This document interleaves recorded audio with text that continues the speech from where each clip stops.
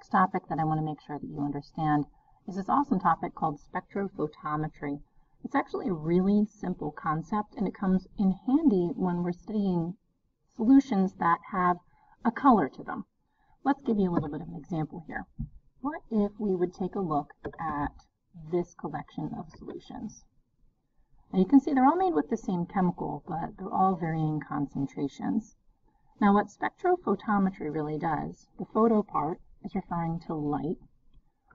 We're going to shine a light through our sample and just monitor the amount of light that comes out of the other side.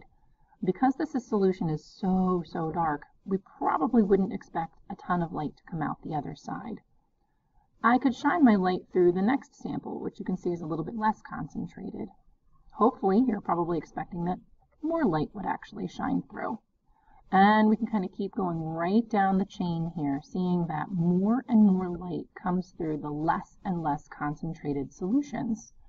Well, this is a pretty important observation because we could pretty much say that our concentration is directly proportional to the amount of light that passes through.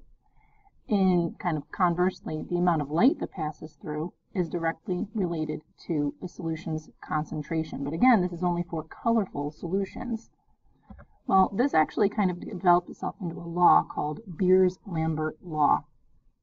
What's actually really convenient about this is we can graph these two variables. So we can actually graph the amount of light that's being absorbed, which we call absorption, and we can also graph the concentration. And what you should see is a relationship forming between those two variables. When we graph it, we actually call this a Beers-Lambert plot. And again, what we're looking for is some sort of a relationship. Most of the time, that's going to be a very linear relationship.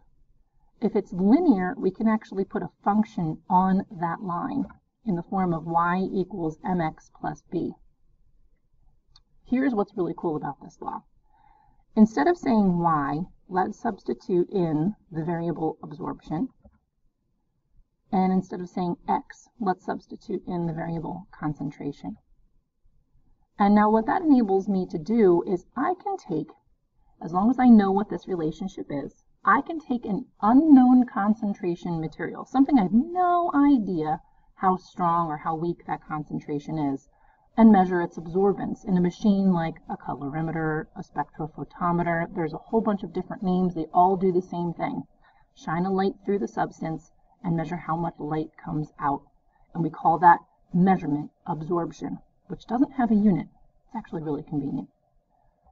At any rate, we can plug in this mystery absorbance, and as long as I have this relationship, I'd be able to calculate the concentration of that new and interesting material. Very convenient for us in chemistry. While you're graphing a line, a lot of the times, one of the things that you can add on to it is something called an R-squared value. And it's usually displayed underneath your equation, and it's just some kind of a random number, which has a very long mathematical explanation. I just want to give you how this applies to chemistry. You'll learn how to do this calculation in your math class. At any rate, R-squared basically tells a report about where your points lie with respect to the line. So let's say that I did an amazing job collecting my data. And as you can see, all my little points line up with my trend line almost perfectly. Our R-squared value, which is a mark of precision, would be very close to 1. So in other words, I did my measurements so similarly, so wonderfully every single time that there's almost no variation between where my points lie and where my trend line is. So that's very precise data. Well, let's say I didn't do such a hot job, and my points are scattered all over the place, and my trend line is smack dab in the middle, but none of my points really are. My R-squared will start to dip away from 1.